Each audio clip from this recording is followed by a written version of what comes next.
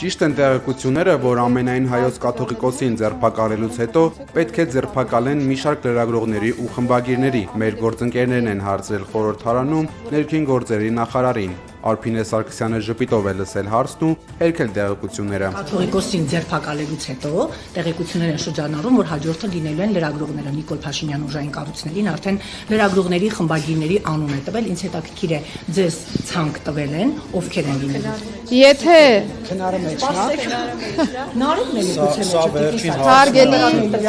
հարգելի լրագրողներ, Հայաստանի Հանրապետությունում ցուցակներով աշխատանք չկա։ Հայաստանի Հանրապետությունը իրավական պետություն է եւ վարույթները նախաձեռնվում են ըստ փաստերի։ Լինի դա նախարար,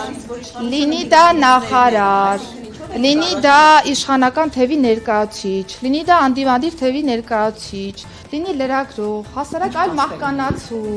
եթե հանցանքի այլ տար կա, բնականաբար վարույթ կնախաձեռնվի։ Ձեր մատնանշած որևէ տեղեկատվություն իրականությանը չի համապատասխանում։